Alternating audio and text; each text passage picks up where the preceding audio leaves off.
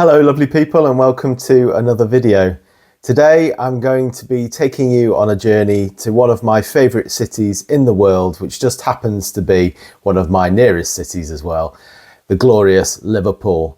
We went to stay there for a couple of days, and during that time we had lots of fun doing some geeky things, some not so geeky things, looking around the city, taking in the sights, having some great food, checking out some culture, some history, and of course some retro games and videos as well.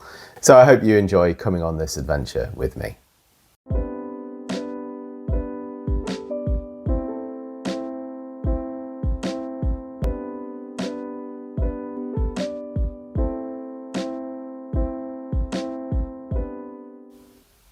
After braving the car journey through the Mersey Tunnel, we made our way over to Liverpool 1, a huge shopping centre which included such shops as the Lego store. We couldn't go past this, we had to look inside, and we're glad we did because we found some fantastic Animal Crossing Lego in here.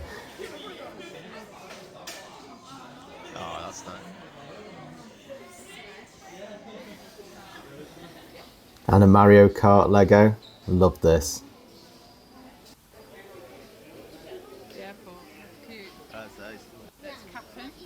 Really like this Mario and Yoshi. It looked like it was a light up thing, I don't know if it was. And look at these. Some classic art done in the style of Lego. Yeah, lovely. I'm glad that I don't really collect Lego because I could have spent some serious money here.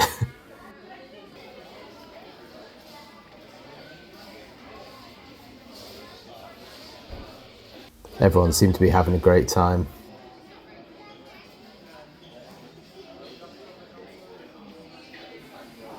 After a really nice pad thai at Wagamama, we made our way over to Waterstones. Great Waterstones, two-storey Waterstones in Liverpool city centre, where I found some really good books that I was tempted by, for sure.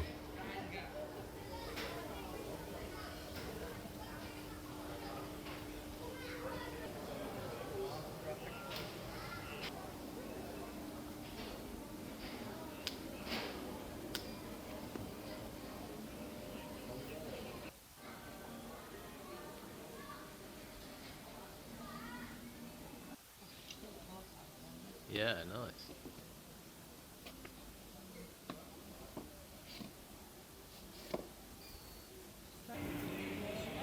Then in the evening we walked across to St George's Hall to catch a fascinating show that Lucy had booked for us. A light show in St George's Hall. What an impressive building this is.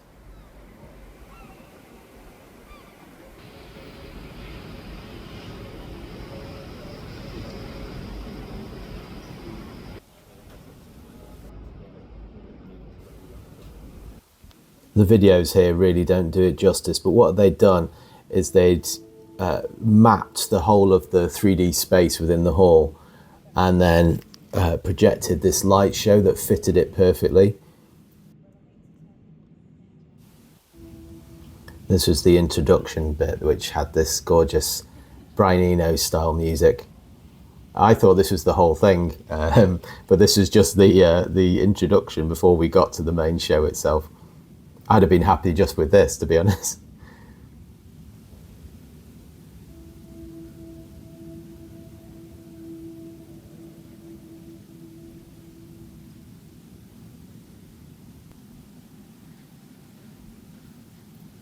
I decided not to film too much of the show itself because I wanted to enjoy it there and then, but it was so thought-provoking and just blew us both away. It was absolutely stunning what they did with this light projection and all the different stories of nature and man's soul and all these kind of very thought-provoking ideas that were in the show.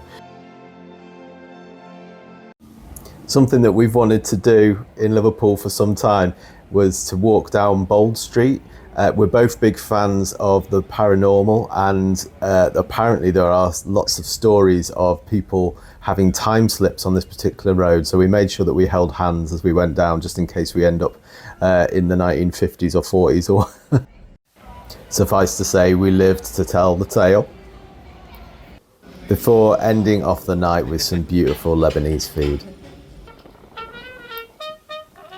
Day 2, and we made our way over to near St George's Hall again, this time through the gardens, on our way to the World Museum. This is one of my favourite museums in Liverpool.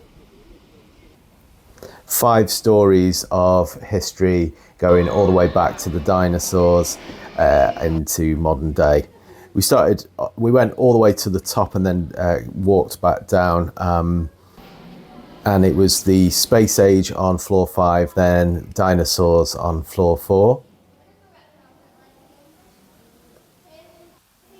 There's an exhibition on floor 2 that we couldn't get to, so we went down to ancient Egypt. This was probably my favourite floor of the museum, where there were some incredible artefacts on display, as you can see here. And it's so strange to imagine that these are from thousands of years ago. I wonder if Google Lens would work on this, Google Translate.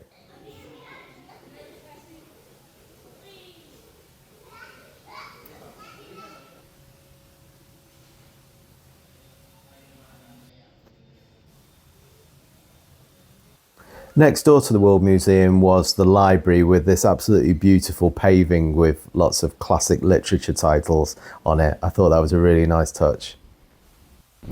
Walking back, we stumbled upon this Worlds Apart comic book store with some really brilliant figurines. If you were a Funko Pop fan, you would absolutely love this shop, because there was just walls and walls of them everywhere. But yeah, some great science fiction characters, figures, comics, you name it.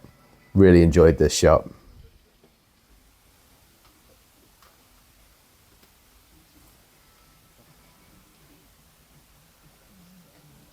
This was probably my favourite, the Frankenstein's creature monster. If you're into pops, you'd be in your element. More Funko Pops. They really were wall to wall. If you're collecting Funko Pops, you should definitely get down to Worlds Apart in Liverpool. That's a big.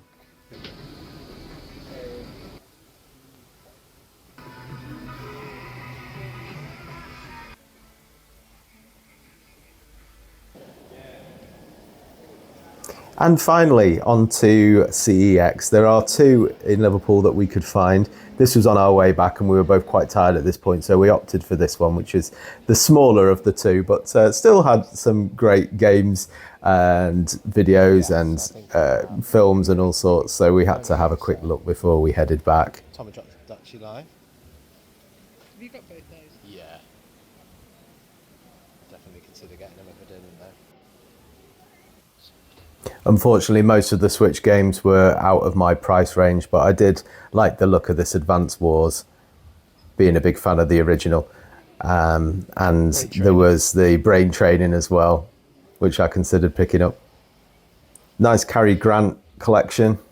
And then into the 4K Blu-rays. Again, a bit out of my price range, but there was Raging Bull that I was looking at, and also a really nice copy of The Hitcher. But I'd say the best find for me was definitely these James Bond Blu-rays. I'm in the process of trying to update all of my Bonds onto Blu-ray, so it was great to find them there, and I did pick up a few. So that was Liverpool. We had a fantastic time soaking up the culture, checking out an incredible light show, eating some nice food, drinking some good drink, and checking out some geeky things as well on our adventures. I hope you enjoyed that quick look around an amazing city. And if this is your first time and you'd like to give me a like or subscribe to the channel, I'd really appreciate it. Thanks for watching, and take care.